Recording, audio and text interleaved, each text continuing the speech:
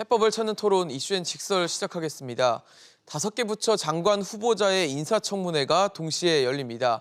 여기에 국무총리 인사청문회도 앞두고 있는데요. 청문회 단골 의혹인 위장 전입, 논문 표절이 이번에도 어김없이 등장했습니다.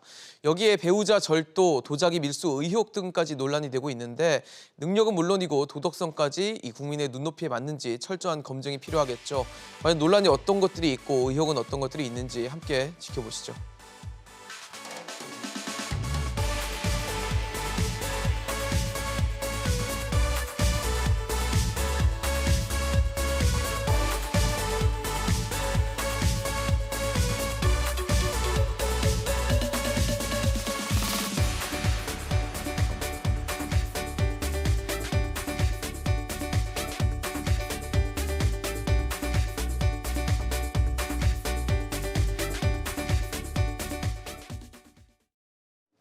네, 오늘 함께해 주실 세 분 소개하겠습니다. 현대경제연구원 최양호 고문, 부산가톨릭대 차재원 특임교수, 서정국 변호사 나오셨습니다. 어서 오십시오. 안녕하세요. 네.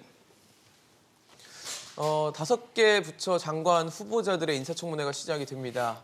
가장 먼저 좀 체크해 볼 인물, 노영욱 국토부 장관 후보자인데 아무래도 부동산에 대한 관심이 뜨겁다 보니까 이 후보자에 대한 관심도 뜨겁습니다. 의혹이 지금 뭐 한두 개가 아닙니다. 최 고문님 어떻게 보세요? 가장 큰 의혹, 문제 어떤 것들이 좀 될 거라고 보십니까? 근데 의혹보다도 노영욱 국토교통부 장관의 이 국토교통 쪽에 얼마나 지금 전문적인 자질이 있느냐부터 뭐 따져봐야 되겠습니다. 예. 굉장히 예산통으로는 유명하고 그다음에 국무조정실에서 2차 장관도 하셨지만 네네.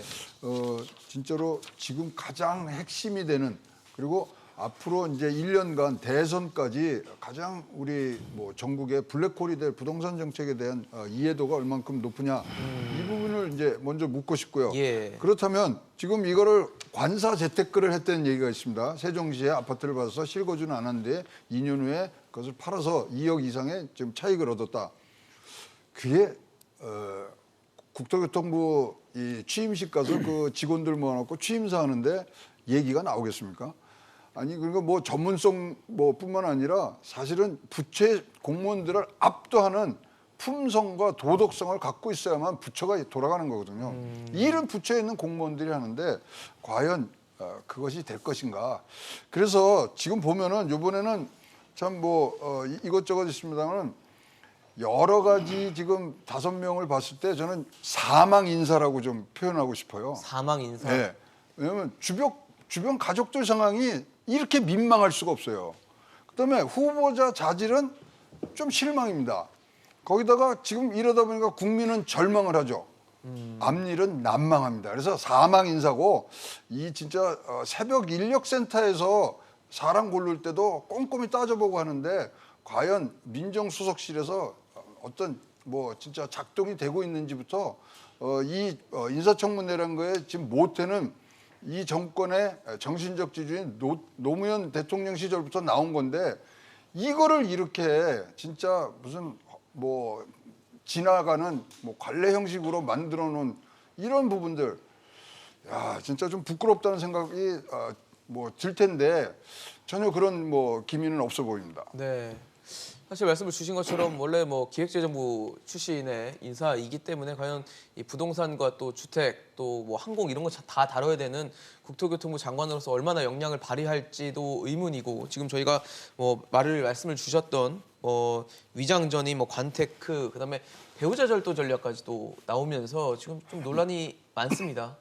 예, 뭐 지금 배우자 절도 문제는 뭐 사실 어떻게 보면 뭐 이 후보자 측의 해명대로 그러니까 여성들의 갱년기 우울 증상에 대한 우발적 충동적인 뭐 범죄라는 부분들이 있기 때문에 뭐 이런 부분들에 대해서는 뭐 후보자에 대한 결격으로까지 이야기하기는 조금 좀 저는 지나친 측면이 분명히 있다는 생각이 들고요. 뭐 이거는 뭐 상당히 어떻게 가족에 있었던 불행한 사항을 공직을 담당할 수 있는 이 자격으로 이렇게 검증하는 부분은 저는 조금은 좀 이 자제할 필요가 있다는 생각이 듭니다. 그러나 단 이 앞서 말씀하신 것처럼 지금 그 국토부 장관으로서 이 부동산 정책을 앞으로 이끌어 나가야 될 이 수장으로서의 그 도덕적, 정치적 그러한 그 자격이 있느냐 이런 부분들에 대해서는 따져볼 필요가 있다는 겁니다. 앞서 말씀하신 것처럼 이 지금 세종시 아파트를 특별 공급을 받았지 않습니까? 공무원 특별 공급을 받았는데 본인은 한 번도 살지를 안 했다고 그래요. 2011년도에 이 84제곱미터 아파트를 2억 7천만 원에 분양을 받았는데 이게 상당히 2억 7천만 원이라는 것을 이게 전세를 주면서 전세금으로 거의 다 충당을 했다는 겁니다. 그리고 나서 2017년도에 5억 원에 그러니까 매각을 했는데 한 번도 살지는 안 했다고 그래요. 그렇죠. 그렇기 때문에 상당한 이 2억 2천만 원의 차익을 얻었는데 이 사실 이 특별 공급의 경우에는요. 그러니까 취득세 1,100만 원, 지방세 100만 원을 비롯해서 이러한 부분들이 전부 다 감액이 되는 겁니다. 그러니까 이 세종시로 공무원들의 전출을 상당히 조금 촉진하기 위해서 그런 혜택도 줬는데 본인이 결국 내려가지 않은 것이죠. 그리고 또 이 지금 또 13년부터 2년간은 매달 20만 원씩 세종시 이주 지원비까지 받았다고 그럽니다. 아, 이주 지원비도 예, 받았어요? 20만 원씩 받았다고 하거든요. 이런 특혜 부분에 대해서 결국은 그러면 지금 일종의 그러니까 특별 공급을 받은 아파트를 갖고 결국 지금 이 재테크를 통해서 그렇죠. 상당한 그러니까 이 어떻게 보면 보고. 상당히 불로소득을 얻은 측면인데 이러한 그 경력이 있는 사람이 과연 부동산 정책을 하면서 부동산 불법 투기, 불로소득에 대한 근절을 외칠 수가 있을 것이냐 이런 부분들에 대해서 상당한 이 그 캐스천 마크가 붙을 수밖에 없다는 겁니다. 아마 오늘 제 생각에 이 청문회에서 가장 큰 쟁점 중에 하나도 부동산 정책의 이끌고 갈 수장으로서의 윤리적, 정치적 책임에 대한 부분이 상당히 큰 쟁점이 되지 않을까 생각합니다. 네, 지금 저희가 화면에 보여드리고 있는 그림은 뭐 시청자 여러분들도 이해하실 거라고 생각하지만, 그러니까 국무조정실에 근무할 때 이 특별 공급된 아파트는 한 300m 정도 떨어지는 곳에 있고 관사는 2.7km, 뭐 2.7km 멀진 않지만 상대적으로 좀 더 먼 곳에 있거든요. 근데도 굳이 이 관사에 머물렀다는 의혹을 받고 있는 상황인데 어떻게 보십니까, 변호사님? 두 가지만 이제 지적하면요. 예. 옛날에 김의겸은 이제 그 청와대 대변인이 관사 재테크로 대변인직을 이게 그만뒀습니다. 그럼 이게 김의겸의 관사 재테크하고 저게 뭐가 다릅니까? 오히려 더 나쁘죠. 김의겸이 이게 주무부서는 아니잖아요, 부동산에. 따라서 저는 청와대 대변인은 그만두는데 국토부 장관에게 관사 재테크해도 되느냐? 이 문제 하나 첫째 제기하고요. 그다음에 두 번째, 저희가 장관 결격 사유에 5대 사유, 7대 사유 있잖아요. 네, 그럼 이게 거기에 5대 사유에도 위장 전입이 있습니다. 그렇죠. 그런데 이분이 가족들이 전부 이게 사당동에 살아요. 그리고 이게 배우자하고 자녀만 방배동 네. 또는 반포동으로 이게 위장 전입한 거예요. 위장 전입은 이게 엄연하게 불법입니다. 처벌되는 이게 불법이에요. 그런데 그럼 5대 결격 사유에 빼야죠. 지금 이게 빼든지 아니면 이게 있으면 지키든지 도저히 지키지도 않으면서 이게 5대 결격 사유는 왜 만든 겁니까? 따라서 이게 특히 이게 그 강남 학군 진입 이런 위장 진입은 상당히 질이 안 좋기 때문에 분명히 배제 사유인데 왜 예외가 되느냐 말이에요. 저는 이번에도 이게 29번을 문재인 대통령이 29번을 장관급을 청문회 네. 이게 보고서 야당 동의 없이 그냥 네. 임명 강행했잖아요. 근데 이번에도 임명 강행하면 정말 이게 청문회 무용론이 나오지 않을까 이렇게 봅니다. 제가 하나만 이제 서정 네, 변호사님 교수님. 말씀에 조금 그러니까 좀 제가 알고 있는 거와 조금 다르기 때문에 그러니까 지금 그 노영우 후보자가 지금 살고 있는 것은 서초구 반포동입니다. 네네네. 반포동에 살고 있고 그리고 지금 위장 진입을 했던 것이 2003년도입니다. 2003년도에 동작구 사당동에 살면서 서초구 방배동으로 그러니까 사실 동작구 이 사당동하고요. 네. 서초구 방배동 길 하나 사이거든요. 그나마 길 하나 건너서 방배중학교를 보내려고 아마 했던 것 같아요. 근데 이 시기가 2003년도입니다. 네네. 2003년도고 본인이 결국은 그러니까 지금 이사를 간 것은 주소 이전을 완전히 한 게 2005년인데 이 지금 정부가 말하는 그 5대 원칙 중에 이장 전입 같은 경우는 2005년을 기준으로 하는 걸로 알고 있거든요. 그렇기 때문에 아마 2003년도에 했기 때문에 그런 부분들은 아마 정부가 지금 내놓고 있는 이 5대 원칙에 기준에는 크게 벗어나지 않는다고 판단을 한 것 같아요. 그러나 그것 자체가 저는 뭐 이 노영 후보자를 그러니까 지금 옹호하려는 측면이 아니라 네네네. 그것은 일종의 그러니까 정부가 만들어 놓은 가이드라인은 벗어나지는 않지만 이것이 과연 국민의 눈높이에 맞느냐 이 부분 따져볼 대목이라는 것이죠. 그렇죠. 본인도 뭐 보도 설명 자료를 통해서 사과를 했습니다. 이후 여야를 막론하고 국민에게 심려를 끼쳐드려서 죄송하다, 송구하다라는 얘기를 했는데 좀 집중적으로 볼 거는 역시 노영국 후보자가 지금 국토교통부, 그러니까 부동산을 다루는 주무부처 장관이 될 후보자로 거론되고 있는 인물이기 때문에 아파트나 뭐 부동산 쪽을 좀 유의 있게 볼 필요가 있을 것 같은데 현재 반포 아파트 시세를 신고한 게 6억 8,100만 원입니다. 지난해 공시가격 기준으로 했는데 주변 아파트가 한 12억 원에서 15억 정도 하니까 사실 반포의 6억짜리 아파트, 뭐 7억짜리 아파트라고 하니까 이제 좀 너무 뭐 낮게 축소 신고한 게 아니냐라는 이런 얘기가 있거든요. 뭐 공직자윤리법에서 공시가격으로 뭐 신고 허용되는데 이거 분명히 이거 또 올랐을 텐데 뭐 3월달에 해서 그런 뭐 전에 해서 그런 거예요. 예. 줄어들었습니다만은 하여튼 지금 이렇게 가서 진짜 국민들을 설득해야 되는 국토교통부 장관이 영이 쓰겠습니까? 그러게요. 예, 그러니까 이 부분들에 대해서 진짜 뭐 우리가 잘 생각해야 됩니다. 자, 지금까지 뭐 2000년도부터 청문회가 있는데 낙마한 사람이 31분이세요. 그중에 14사람이 부동산 문제로 낙마를 합니다. 그다음에 위장 전입 갖고 8사람이 낙마합니다. 지금 두 가지 요건이 갖춰졌는데 계속 밀어붙인다. 무슨 이분의 특징이 있고 장점이 있어서 우리 진짜 이 난제인 부동산 정책을 뚫고 나갈 수 있는 힘이 있는지 저는 뭐 좀 생각이 굉장히 좀 뭐 아직까지 이해가 안 가고요. 저는 이런 걸 봤을 때 과연 지금 청와대 민정수석실의 검증 시스템이 돌아가느냐. 근데 우리 문재인 대통령이요, 진짜로 저 민정수석을 2번 하신 유일한 분 아닙니까? 네네. 일단 민정수석실에서 다 하는데 진짜로 문재인 대통령이 민정수석 복은 진짜 없는 사람이에요. 그렇잖아요. 조국, 김조원, 신현수 등등. 아니 또 김조원 수석은 다주택자인데 안 팔고 나갔어요. 네. 뭐 조국 수석 뭐 다 잘 아실 테고. 집보다 집을 선택했다 그랬죠. 신현수 수석 몇 달 하지도 않았어요. 참 아이러니하죠. 네. 근데 요번에 이거는 진짜 민정수석실의 시스템에 대해서는 뭐 감찰 수준 이상의 이것은 분명히 해야 향후 다음 정권에서라도 영이 쓸 수 있게 되니까 대통령이 뭐 저번 때 보니까 진여관 비서관하고 저 마사의 김은영 회장하고 뭐 감찰 지시하셨대요. 민정수석실 인사 검증 시스템을 담당하는 분들 감찰해야 됩니다. 네. 사실 좀 걱정이 되는 거는 이제 부동산 정책과 또 현재 흘러가는 시장에 대해서 국민들의 불신이 굉장히 높잖아요. 네. 뭐 이제 전임이 됐죠. 전임 장관이었던 변창흠 장관에 대한 어떤 실망감과 LH 사태 이런 걸 엮으면서 각종 실망감과 뭐 걱정, 우려들이 있는데 과연 이렇게 노영국 후보자가 각종 보이는 뭐 논란과 의혹들 때문에 나중에 장관이 만약에 됐을 때 과연 국민들에게 얼마나 신뢰를 줄 수 있을까에 대해서는 또 다른 걱정이 되지 않을까 싶습니다.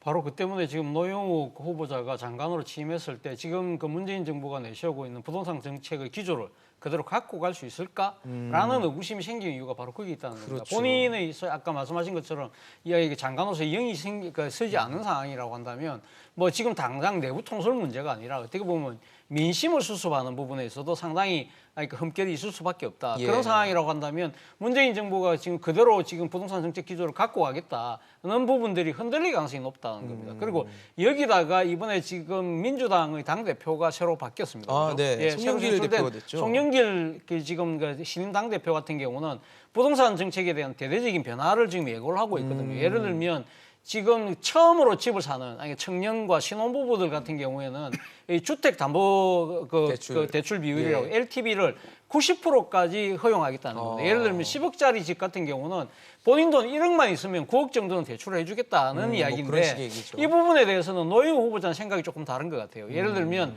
부동산 경기가 만약에 침체됐을 경우에는 만약에 9억을 빌려놨는데 만약 집값이 떨어지라고 한다면 당장 그러면 지금 이 집을 산 사람들이 상당히 갚을 능력이 없을 그렇죠. 수밖에 없다. 네네. 이런 부분들에 대한 우려를 이야기를 하면서 사실상의 반대 입장을 갖고 있기 때문에 이런 부분들에 대해서 그러면 당과 정부가 이렇게 이 충돌이 생길 가능성이 높다. 이 과정에서 노영욱 후보자가 과연 이렇게 이 당에 맞서서 이 지금 그러니까 정부가 지금 정책 기조를 그대로 갖고 가겠다는 부분들을 고소해낼 수 있을 것이냐 이런 부분에 대해서 이제 지금 상당히 의문이 생긴다는 것이죠.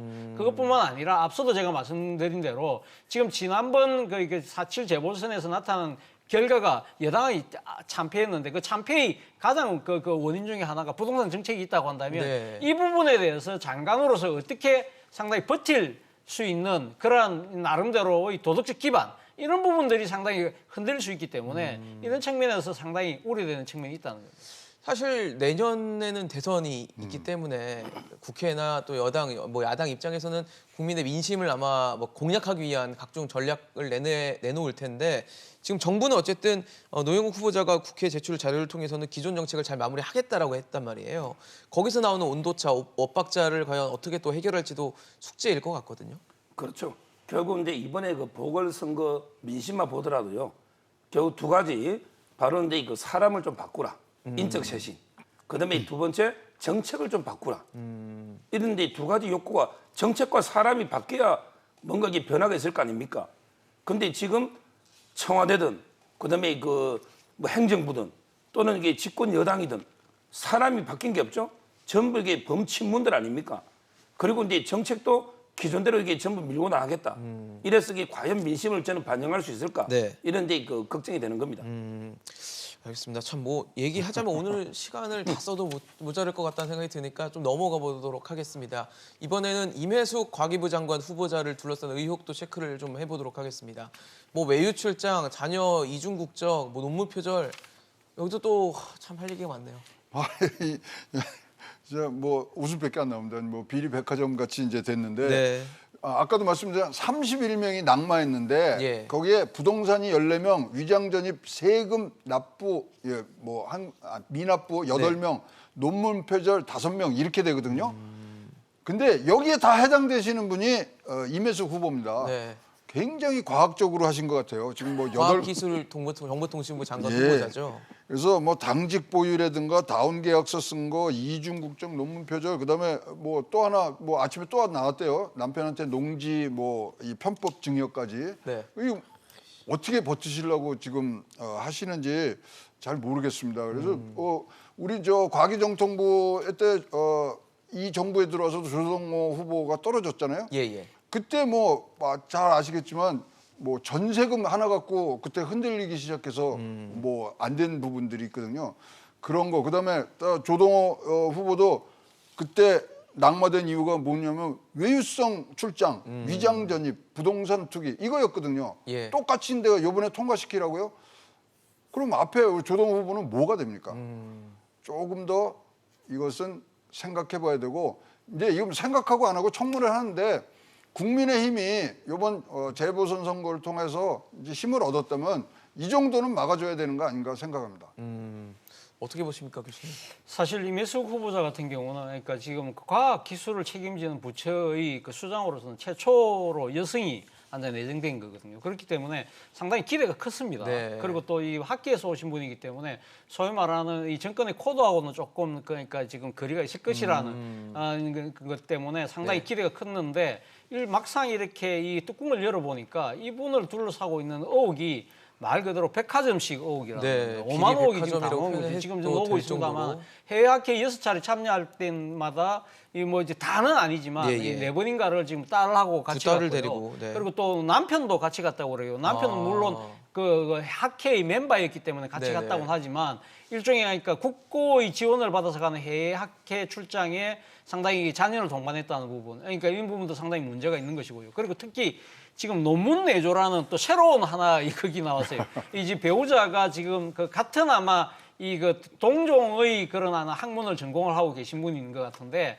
이 지금 임혜숙 후보자가 지금 그 이 교수로 재직하던 이 대학원의 대학원생들을 18번을 지금 남편하고 같이 그러니까 공동 저자로 해서 논문을 쓰게 했다는 겁니다. 18번을요? 예, 18번을 했는데 그 쓰게 했던 그 시기가 그러니까 그 배우자가 부교수로 승진하려고 막 그 시도를 하고 있을 때이기 때문에 실적이 상당히 중요했을 것 같다. 예, 그렇기 예. 때문에 아마 임혜숙 후보자가 이 자신의 영향력을 행사를 해서 자신이 데리고 있던 그 대학원생들을 남편의 논문을 쓰는데 같이 도와준 것이 아니냐는 그런 의혹을 받고 있고요. 그리고 특히 이 지금 임혜숙 후보자 같은 경우는 바로 직전 이 직책이요.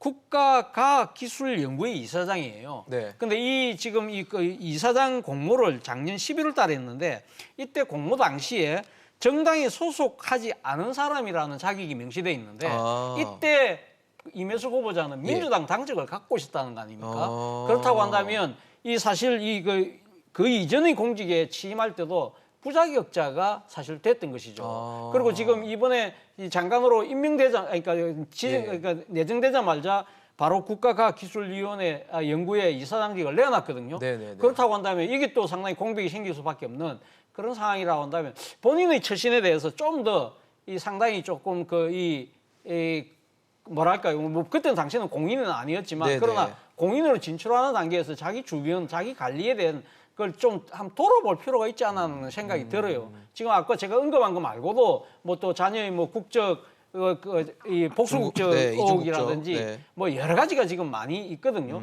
그렇기 때문에 저는 오늘 청문회에서 임혜숙 후보자 같은 경우는 상당히 아마 힘든 네. 아마 검증의 공세에 시달리지 않을까 생각이 듭니다.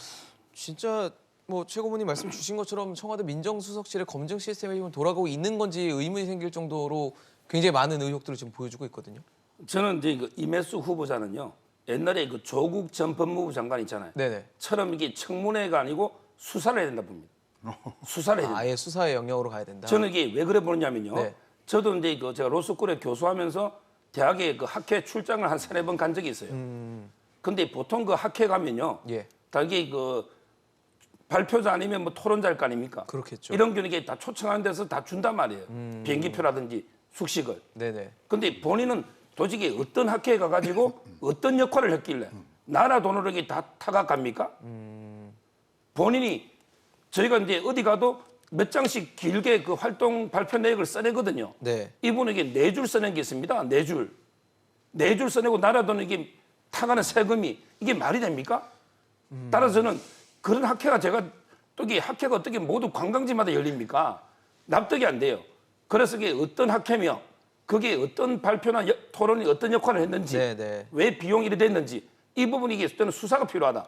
이렇게 보는 거고요. 그리고 이제 두 번째 저도 이게 갈 때마다 가족 같이 가는 건 상상도 못 합니다. 본인은 이게 뭐 내가 가족비 비행기값 좀 내면 괜찮지 않냐. 이런 이게 공사 구별도 없지만 네. 가서 이게 그 비행기값은 따로 냈다 하더라도 그럼 이게 그 밥을 먹을 때도 다 따로 출장비로 먹고 다른 이게 따로 밥 먹습니까? 그럼 이게 밥을 내면 그게 공사 구별이 액수를 떠나서 되는 겁니까? 특히 이분에게 주무 업무예요. 결국에 과기부라는 게 여러 가지 예산을 배분해 주는 과학자들한테. 네네. 근데 그렇죠. 본인이 이렇게 해놓고 관에게 정당한 장관으로 직무 수행이 가능하겠습니까? 따라서 저는 이게 반드시 5명이 다 문제 있지만 이분은 반드시 이게 저는 청문회에서도 걸러내고 네. 문 대통령도 이게 강행해서는 안 되고 우리 철저하게 조사가 필요한 상황이다. 이래 보는 거예요. 알겠습니다. 지금 뭐 저희가 거론하고 있는 인물들을 보면 뭐 노영욱 후보자도 그렇고 임혜숙 후보자도 그렇고 공통적으로 있는 게 지금 가족 논란이에요. 근데 또 있습니다. 박준영 해양수산부 장관 후보자인데 이 후보자 박준영 후보자의 부인은 또 고가의 도자기를 불법으로 판매한 의혹을 받고 있습니다. 본인이 또 SNS에 올렸더라고요. 저희 지금 화면에 보여드리고 있는데 참 이건 또 어떻게 또 극복을 해야 되는 문제입니까? 근데 이거는요, 뭐 해양수산부 장관의 후보자 부인이단 말이죠. 근데 해양수산부가 뭐를 하는 데냐면 밀수 막는 데예요. 그렇죠. 그 전담부서인데 거기에 총수인 장관의 부인이 지금 밀수거든요. 뭐 물론 해외 주재에 1년 넘으면 뭐 3개월 이상 쓴 물건들은 갖고 옵니다. 근데 500만 원이 넘으면 안 돼요. 네네. 그걸 다 지금 어기면서 들어오고 뭐 자랑을 했고 뭐 등등 여러 가지가 있는데 이 정도면은 저는 임혜숙 후보나 박준영 후보 네. 뭐 괜히 지금 이 국회에 가서 논란과 또 갈등과 이런 걸 만드지 말고 사실은 이 정도면 자진 사퇴하셔야 된다고 생각을 합니다. SNS에 그렇게 올렸더라고요. 뭘 산 건지, 뭐 얼마나 한 거냐 이런 식으로 그러니까 굉장히 뭐 고가다라는 걸 아마 좀 뭐 자랑하고 싶었지 않았을까라는 생각이 들 정도의 문구가 써 있었는데 참 배우자의 문제로 또 이렇게 의혹이 되고 뭐 논란이 되고 있는 상황이에요. 제가 그 관련 사진이 처음 올라왔을 때 제가 보면서 순간적으로 무슨 생각이냐면 신한 해저 유물이 다시 어디서 할 정도로 찾아졌는지. 제가 신한 해저 유물전을 제가 두 번이나 가서 봤는데 네네네. 진짜 뭐 거의 안까지는 아니지만 그러니까 지금 놓여 있는 이게 배치나 배치나 구성 이런 자체가. 부분들이 제가 억수로 좀 기시감을 느끼게 할 정도로 네. 깜짝 놀랐습니다. 저런 지금 그림을 아마 얘기하시는 것 같은데. 저거 지금 뭐 쭉 깔아놓은 거 보면요, 지금 상당히 엄청난 양이죠, 양인데 네. 제가 과거 영국에서 그러니까 좀 살았던 적이 있는데 예. 영국의 이 지금 그 도자기들이 우리 그 주부들한테 상당히 인기가 있어요. 네. 아니, 인기 있는 제품들이 많습니다. 맞아요. 많기 때문에 아마 뭐 그런 차원에서 누구나 조금씩 사오고 싶어 하죠. 그러나 제가 봤을 때 양이 너무 많다. 저렇게 양이 많다고 한다면 틀림없이 아마 이 지금 이게 정당하게 관세를 내릴 수밖에 없는 그런 상황인데 아마 외교관 짐이라고 해서 아마 좀 이렇게 이런 부분들이 체크가 제대로 안 되는 상황이니까 아마 그걸 갖다 이용했던 것 같고요. 네. 그리고 특히 앞서 말씀하셨지만 지금 해양수산부 안에 해양 경찰이 있잖아요. 그렇죠. 해양 경찰의 주요 임무 중에 하나가 일종의 해상에서의 밀수를 막는 네. 그런 역할도 하는 것이거든요. 그렇다고 한다면 장관의 부인이 저렇게 이게 상당히 그러니까 이 밀수 의혹을 받고 있다고 한다면 밀수 의혹 자체도 제가 지금 우리가 지금 청문회를 한 지 한 20년 가까이 되지만 이거는 진짜 처음 나오는 누가 아무도 생각지도 못했던 네. 그런 거기 때문에 진짜 이 정도의 사안이라고 한다면 뭐 본인들은 상당히 억울한 측면도 분명히 있을 거예요. 네. 뭐 아마 중고품을 사왔다 뭐 네. 그런 이야기하는데 또 거기에 대해서 반대의 목소리도 있습니다. 상당히 어떻게 보면 이 지금 이 빈티지가 오히려 더 비싸다. 빈티지가 비싸다. 그렇게 또 주장하는 사람도 있습니다. 있기 때문에 예. 저는 뭐 박준영 후보자가 사실 오늘 그 청문회 가장 큰 하약고 중에 한 분인 것 같은데 네. 저는 뭐 오늘 청문회를 상당히 무사하게 끝나기는 쉽지 않다 하는 생각이 네. 듭니다. 그렇다고 한다면 본인 스스로의 결단도 필요한 대목이 아닐까 생각이 듭니다. 네. 관세를 안 냈어요. 그러니까요. 제가 이제 몇 가지만 지적하면 네. 가장 중요한 게 그 본인의 해명은 판매 목적이 없었다. 네네. 이렇게 변명하고 있죠. 그럼 이게 판매 목적이 없었다는 말은 본인이 요리하는데 뭐 집에 생활에 쓰겠다는 거 아닙니까? 근데 저 많은 그걸 다 이게 집에 요리로 생활로 쓸 수가 있습니까? 사람이 엄청 많아야겠는데요. 그러니까요. 네. 저게 보통 이게 한두 점이 아니지 않습니까? 그러니까요. 집에서 저희가 생활로 쓴다면 뭐 10개 미만이면 되죠. 옛날에는요. 저희가 어려울 때는 외교관 부인들이 보따리 장수를 합니다. 외교관 부인들이 계속. 보통 검사를 안 하잖아요. 네. 그럼 이게 외국에서 물건 좀 사서 국내에서 이게 팔면 한 몇천만 원, 몇백만 원 이게 그 생활비 버는 이게 보따리 장사예요. 그거하고 저는 이게 다를 그런 게 식의 소문이 있었고 네, 하던 게 알려진 바가 있는 저는 거죠. 처음부터 네. 이게 판매 목적이 고의가 있었다 봐요. 네. 영국에 이제 많으니까 싸게 사와서 카페를 열고 이게 팔면 몇 천만 원 벌 수 있으면 그게 보통 돈은 아니지 않습니까? 따라서 저는 판매 목적이 없었다. 이게 첫째 이해가 안 되고. 자, 두 번째. 그럼 이게 완전히 부인 문제일까요? 저거는 이게 남편은 전혀 몰랐을까?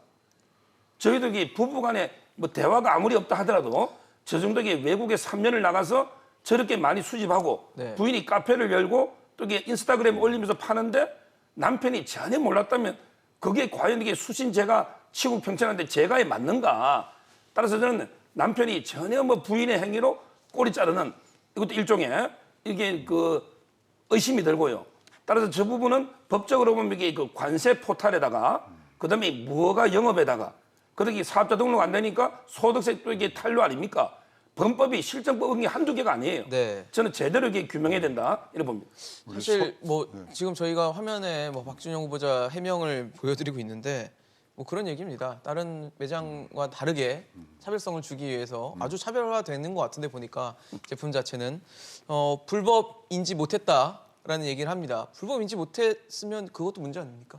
그것도 문제고요. 그다음에 그 가치도 높게 평가하지 않은 중고 물품이다. 그러니까요. 근데 파는 거 그 뭐 SNS 보시면은 굉장히 좋은 물건처럼 나와 있거든요. 네, 네. 이건 소비자 기망 아닙니까? 뭐 등등 하는데 사실 뭐 서 변호사님이 간이 커서 그러신지 부인이 뭐 사는 거 다 아셔야 된다 그러는데 뭐 우리는 그것조차 아는 것도 안 되는 부분이라고 우리가 가정을 한다 그래도 지금 이러한 대처들이 지금 잘못되고 있다는 거죠. 그러니까요. 일단 뭐 잘못했다 그래야지 뭐 이게 중고품이다 아니다 이런 걸로 가는 등등 이런 것들은 진짜 검증 시스템에서 이 검증을 해서 이거 걸러줬어야 걸렀어야 되는데 제가 보니까 저는 단순한 생각이 이렇게 생각을 해요. 이게 민정수석실에서 검증을 하던 안 하던 무조건 패스거든요. 검증할 필요가 없죠. 그게 1번. 2번. 대통령의 관심사가 아닐 수도 있습니다.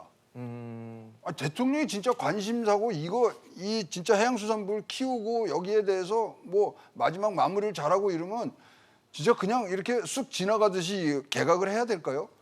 두 가지가 이번에 같이 복합적으로 지금 발현되고 있는 거 아닌가 이렇게 보여집니다. 네.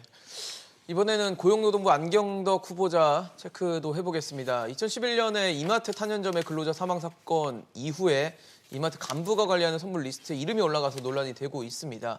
일단 뭐 안경덕 후보자는 선물 받은 적 없다라고 해명을 했거든요. 그러니까 리스트에 올라갔는지 뭐 모르겠고 난 받은 적은 없다라는 얘기를 하는데 이건 또 어떻게 봐야 될까요? 안경덕 후보자는 지금 아까 우리가 이야기했던 다른 후보자들에 비해서 의혹 자체가 상당히 적어요. 그러니까 예를 들면 그러니까 안경덕 후보자 같은 경우도 또 세종시에 특별 공고 아파트를 받았습니다. 네네. 그렇지만 거기 살다가 지금 서울에 또 발령이 나면서 서울에는 이제 지금 전세를 살고 있다고 해요.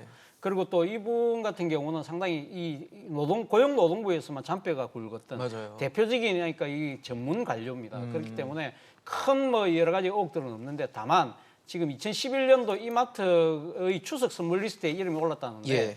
이 당시에 무슨 일이 있었냐면 2011년도에 이마트의 탄현이라는 탄현점. 그 탄현점에서 점포가 있죠. 지하에서 사고가 발생해서 4명의 인부가 사망했습니다. 다 네 분 다 이 비정규직이었고요. 이 부분과 관련해서 과연 그러면 고용노동부가 이마트에 대한 지금 그 나름대로 근로감독이나 이런 것들 인사사고 했을 때, 죄에 대해서 네. 제대로 책임을 물었느냐 이런 부분들에 대한 상당한 추궁이 있었던 부분인데 이때 당시 국정감사에서 약간은 지금 안경덕 후보자가 당시 중부지방 노동 관리청인가 청장으로 있으면서 답변에 나갔으면서 약간 원론적인 답변을 하면서 이 이마트의 그런 처사에 대해서 약간 좀 감사한 듯한 그런 뉘앙스를 풍겼다. 그런데 공교롭게도 그 당시 이마트 2011년도 선물 리스트에 이분의 이름이 올랐다는 겁니다. 그런데 본인은 받은 적이 없다고 지금 이야기를 하는데 그것이 과연 배달 사고로 끝난 것인가? 그런데 지금 이 리스트에 보면 말이죠. 이 지금 선물 받은 명단에 보면 집 주소, 전화번호, 그리고 어떤 선물을 보낸다. 그리고 또 하나는 누가 갖고 갈 것이냐. 그러니까 배송 담당 직원도 있고요. 그리고 또 그리고 또 상무님 명의로 갈 거냐 안 갈 거냐는 끝까지 다 적혀 있다고 그러거든요. 그렇다고 한다면 상당히 직접 실행돼서 가능성이 상당히 높지 않느냐. 그런데 이걸 지금 검증할 길은 사실은 없는 것이죠. 그렇죠. 본인이 아니라고 하기 때문에 이걸 과연 증명할 수 있는 방법은 없는데 지금 여러 가지 정황으로 보면 실행했을 가능성이 좀 더 높아 보인다는 그러니까 의혹이 지금 커지고 있는 상황입니다. 네, 일단은 당시에는 뭐 책임이 없는 것으로 이마트가 책임이 없는 것으로 봤다라는 얘기를 했고 만약에 선물 리스트에 이름이 올라가 있다 보니까 뭐 일종의 거래가 있지 않았을까라는 뭐 그런 의혹들을 제기하는 건데 지금까지 나왔던 인물들에 비해서는 상당히 좀 미미합니다, 사실. 네. 다른 이게 후보자들이 너무 대단했죠, 사실. 워낙에 의혹이 태산처럼 크다 보니까 이분이 의혹은 티끌처럼 좀 이게 작아 보이는 면이 있긴 한데요. 네네. 뭐 저도 이제 뭐 이 정도면 제가 두 가지 변호해 보긴 또 처음인데 일단은 이제 그 김영란법이 2016년 9월 28일 시행됩니다. 만약에 2016년 이후에 김영란법 이후에는 이게 실정법 위반이 될 수가 있죠. 선물 받는 것도. 근데 그 전에 2011년에 그렇죠. 행위니까 예. 일단 그 점은 정상 참작이 될 수 있고요. 그다음에 두 번째 저도 보면 이게 보통 이게 명단은 쭉 있는데 실제 이게 배달이 안 되는 이런 경우도 많이 있어요. 또 이게 배달이 안 될 수도 있고 관리자 이름에는 올라 있지만 안 될 수도 있고 또 이게 배달돼도 안 받고 이게 반송되거나 또 이게 돌려주는 이런 경우도 있기 때문에 지금 이게 저희가 받았다는 증거는 확실하게 없지 않아요. 네네. 따라서 뭐 이 정도는 저는 의혹 정도면 뭐 장관으로서 직무 수행에는 큰 지장이 없어 보인다. 네. 뭐 이렇게 저는 평가합니다. 저는 좀 반대인데요. 네. 직무수행에 결정적 하자가 있습니다. 왜냐하면 이마트에 대해서 뭐라고 얘기하냐면 이마트는 발주자이기 때문에 이 공사와 관련돼서 뭐 특별하게 역할을 하지 않은 것으로 저희들은 파악했습니다. 뭐에 위반됩니까? 중대재해기업처벌법에 바로 위배되거든요. 그 당시에는 맞는 말이지만 지금 시국에 이게 맞느냐 이거예요. 기업 내에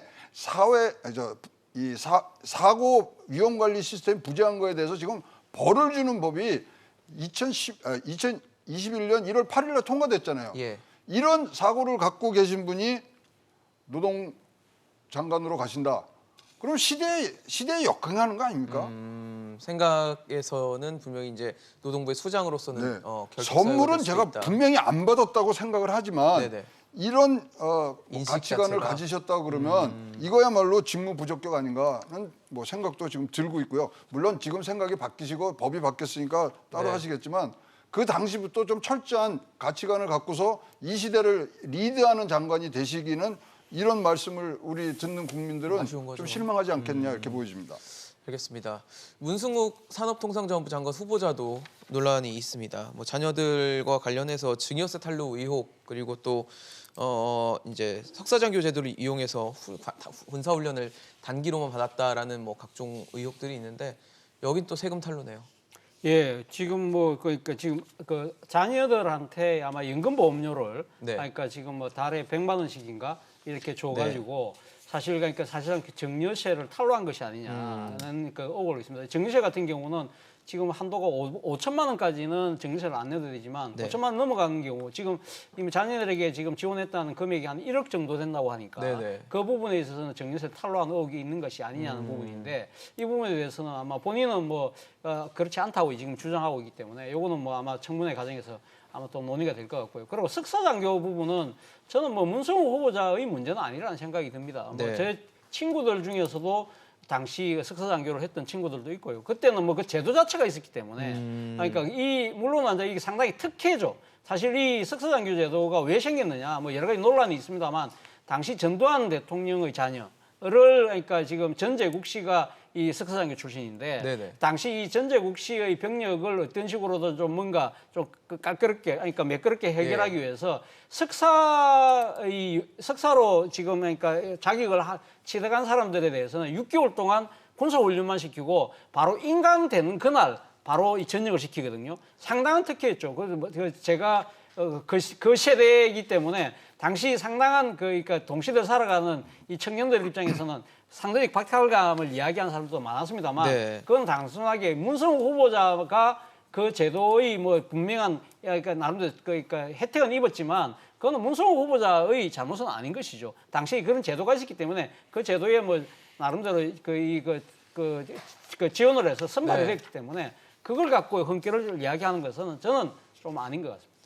네, 이번에는 김부겸 국무총리 장관 후보자, 국무총리 후보자 얘기도 좀 해볼게요. 6일과 7일에 이제 인사청문회가 진행이 되는데 학창 시절에 학폭에 가담했다라는 것이 논란이 좀 되고 있고 재조명이 되고 있고 또 최근에는 그 배우자와 함께 그 세금을 내지 않았던 체납으로 인해서 차량이 또 압수됐던 게 있는데 압수 기록만 배우자 부부 합쳐서 32차례입니다.